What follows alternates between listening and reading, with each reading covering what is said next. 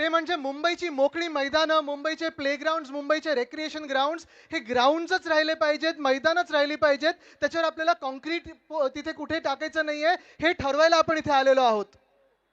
जी मुंबई आपण पाहत आलोय, अनेक वर्षाची मुंबई पाहत आलोय, जवळपास सगळ्या वॉर्ड्समध्ये फुटबॉलची मैदानं, क्रिकेटची मैदानं, आणि अनेक वर्ष ही मुंबई जी आपण पाहिली, गेल्या 4 वर्षामध्ये ही मुंबई बदलायला लागली. तसं पाहायला गेलं तर ह्याच पेपरमध्ये मागच्या आठवड्यामध्ये जेव्हापासून आम्ही हा लढा सुरू केलेला आहे, किती मैदानांची किती भूखंडाचे रिझर्वेशन बदललेले आहेत. 4 वर्षांमध्ये जवळपास 15हून जास्ती मैदानं ही एक तर रेसिडेन्शियल किंवा कमर्शियल केलेली आहेत. म्हणजे तुम्ही लक्षात घ्या, जो मुंबईचा डेव्हलपमेंट प्लॅन बनला 2034चा 2017 मध्ये बनला, तेव्हा उद्धव साहेबांनी कडकपणे सगळ्या आपल्या नगरसेवकांना आणि महापौरांना सांगितलं होतं की एक सुद्धा मैदान हे बिल्डर आणि कॉन्ट्रॅक्टरच्या हातात द्यायचं नाही. मैदान हे मैदानच राहिलं पाहिजे, तेही मातीचं असेल तर मातीचंच राहिलं पाहिजे. मैदान असेल, नो डेव्हलपमेंट झोन असेल, स्पेशल डेव्हलपमेंट झोन असेल, एनडीसी एसडीजी हे बदलायचे नाहीत. त्यानंतर आपलं सरकार आलं 2019 मध्ये. सरकार आल्यानंतर देखील उद्धव साहेबांनी सांगितलं होतं की जे मुंबईमध्ये सगळा जो काही प्लॅन आहे तो तसा तर तसा राहिला पाहिजे, कुठेही मैदानं गेली नाही पाहिजेत. हे बघा, हे जे आता चालू आहे, BMC change reservation of 17 plots in 4 years civic record show. 17 plots, 17 मैदानं, असं जे आज मोकळं मैदान आहे, 17 मैदानांची रिझर्वेशन हे बदलून एक तर रेसिडेन्शियल केलेलं आहे, कमर्शियल केलेलं आहे, एक्झिबिशन केलेलं आहे. ज्या मिनिटाला तुम्ही रिझर्वेशन बदलता, ज्या मिनिटाला तुम्ही त्या डीपी प्लॅन मध्ये चेंज करता, मुळात तुम्हाला एकदा डीपी प्लॅन झाल्यानंतर इम्प्रूव्हमेंट कमिटीकडे जायला लागतं, कारण ते रिझर्वेशन बदलायचं असतं. आणि ते बदलत असताना आपल्याला खरोखर दुःख वाटलं पाहिजे की मुंबईत जी कुठची मैदानं होती ती कमी होत चाललेली आहेत, झाडं कमी होत चाललेली आहेत, आणि तिथे सगळीकडे बिल्डिंग ह्या पुढे येत आहेत. आहे, विकास हा झाला पाहिजे, विकास हा झालाच पाहिजे. ज्यांना बिल्डिंग्स पाहिजेत, ज्यांना घरं पाहिजे तिथे घरं मिळाली पाहिजेत, थिएटर असतील, शॉपिंग मॉल असतील, जे जे आहे तिथे झालं पाहिजे. पण जी काही छोटी मैदानं आमच्या हातात आहेत, उदाहरण म्हणजे हे नेव्हिल डिसोजाचा प्लॉट जो आहे, इथे बँड्रामधून किती लोक आलेत, जरा हात वरती करा. ALMsनी हात वरती करा. I see a lot of ALM members here. I'm sure you have played here before. This was an open space. All of this was open here. You know the original size of this ground? Does anyone know the original size of this ground? This whole plot?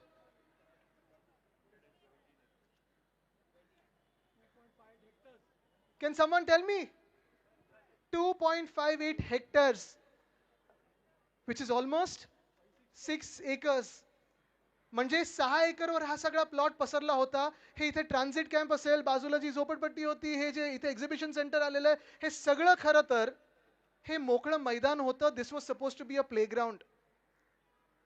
आज जे दावे करत आहेत की आम्ही हा भूखंड फुटबॉलला दिला, आम्ही हे साफ करून दिलं, आम्ही हे उपकार करून ह्या मुंबई फुटबॉल असोसिएशनला दिलं, आज त्या राजकीय लोकांना मला प्रश्न विचारायचा आहे, तुम्ही देत असताना फक्त एवढं आम्हाला का काढून दिलं? बाकीचं मैदान हे खेळासाठी, इकडच्या तरुण तरुणींसाठी, बँड्रासाठी मोकळं का नाही ठेवलं? हा खरा प्रश्न, आणि हा प्रश्न आपण त्याला विचारला पाहिजे.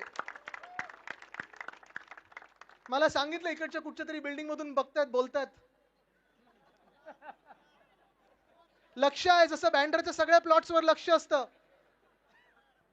त्याच्यावर मी येणारच आहे नंतर.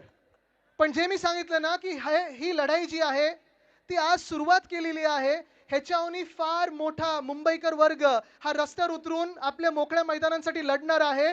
आज इथून आम्ही सुरुवात केलेली आहे. जर इथे थांबायला लावलं नाही आम्हाला तर मुंबई महानगरपालिकेच्या चौकात येऊन आम्ही सगळे बसू, आणि जोपर्यंत आमची मैदानं परत मिळत नाही आम्ही तिथून हलणार नाही. ह्या मोकळ्या मैदानावर आम्ही ठरवलं होतं की जसंच आमचं लीज रिन्यू झालं तर पूर्ण हे परत आम्ही MFAच्या खर्चानी, CSRनी पुन्हा एकदा हे ग्राउंड सगळं नवीन लावून, टर्फ नवीन लावून चांगले इथे चेंजिंग रूम्स करू आणि फुटबॉलर्ससाठी चांगलं काहीतरी बनवू. सेंट झेवियर्स ग्राउंड तसंच आहे. सेंट झेवियर्स ग्राउंड मी पालकमंत्री असताना तिथे आपण हिंद मातासाठी आणि गांधी मार्केटसाठी वॉटरिंग पंप्स लावले.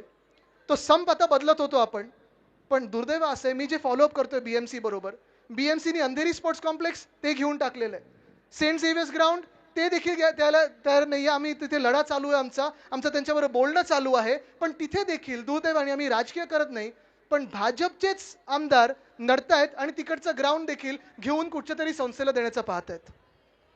मुद्दा हा आहे की मुख्यमंत्री महोदय, आज मी तुम्हाला थेट सवाल करत आहे. तुम्ही आज सकाळी कुठेतरी जेनझी बरोबर बोलत होतात असं मी ऐकलं, आणि त्याच्यात मुख्यमंत्री बोललेत की निश्चित बच्चों ने स्क्रीन से ज्यादा मैदान में होना चाहिए, असं फडणवीस साहेब बोललेत. अहो मुख्यमंत्री महोदय, स्क्रीन्सवर नसायला पाहिजे आणि मैदानात असायला पाहिजे. मैदानात तुम्ही ठेवताय कुठे?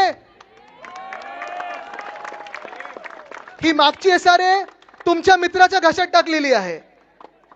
बाजूचा प्लॉट तुमच्या आमदारच्या घशात टाकलेला आहे. अंधेरी आणि जुहू मधले 3 प्लॉट्स भाजपचे आमदार असून पण तुम्ही त्यांच्या भाजपच्याच आमदाराच्या घशात दुसरे टाकलेला आहे. सगळे तिथे विरोध करतात, तिकडचे एएलएम्स विरोध करतात, ते देखील कोर्टात गेलेत, पण तिथे पण विरोध होत आहे. पण आज मी तुम्हाला विचारत आहे, तुम्ही मुंबईकर म्हणून फक्त मला नाही तर तुम्हाला एकामेकांना आपण मुंबईला साथ देणार की नाही? आज मुंबई तुम्हाला विचारत आहे की मुंबईची मोकळी मैदानाची भाजप ढापायला निघालेली आहेत, तुम्ही एकत्र येऊन लढणार की नाही? आज तुम्हाला मी विचारत आहे की तुम्ही तुमच्या आमदार किंवा खासदार किंवा नगरसेवकांना विचारणार की नाही की जर तुम्ही माझं मैदान वाचवलं नाही तर तुम्ही मला जागेवर नको, रिकॉल आम्हाला राईट पाहिजे, आमचं मैदान तुम्ही वाचवलंच पाहिजे, तुम्ही हे ठरवणार की नाही? आज मी तुम्हाला सांगत आहे, विनंती करते सगळ्यांना, जिथे जिथे तुम्हाला तुमचे आमदार खासदार भेटतील, नगरसेवक भेटतील, कुठच्याही पक्षाचे असतील, त्यांना सांगा माझी मुंबई तुम्ही वाचवली पाहिजे, माझ्या मैदानांसाठी तुम्ही आवाज उठवलाच पाहिजे, तर आणि तरच तुम्ही माझे लोकप्रतिनिधी, नाही तर तुम्हाला मान्य करणार नाही. आज इथून जी सुरुवात करत आहे, ह्या प्रोटेस्टला आपण एक नाव दिलंय, माहितीये काय? Red card prostate. आहेत रेड कार्ड सगळ्यांकडे? तर चला मग आपण सगळ्यांनी मिळून इथे अनेक आमदार खासदार आले, यावरती अरविंद जी या, सगळे वेगळे वेगळे पक्षाचे आले, राजा जी आ ऊपर, अरुण जी या, सगळे फुटबॉलर्स वरती या प्लीज, फुटबॉल असोसिएशन पुढे या, सगळे मिळून रेड कार्ड दाखवायचं आपल्याला या सरकारला. सगळ्यांनी Are you ready to fight? घ्यायचे आहेत आणि Are you ready दाखवायचे to आपल्या win? क्रीडा विरोधीची Ready to सरकार fight? दाखवायचंय आपल्याला. Ready to win. धन्यवाद. जय हिंद, जय महाराष्ट्र, वंदे मातरम.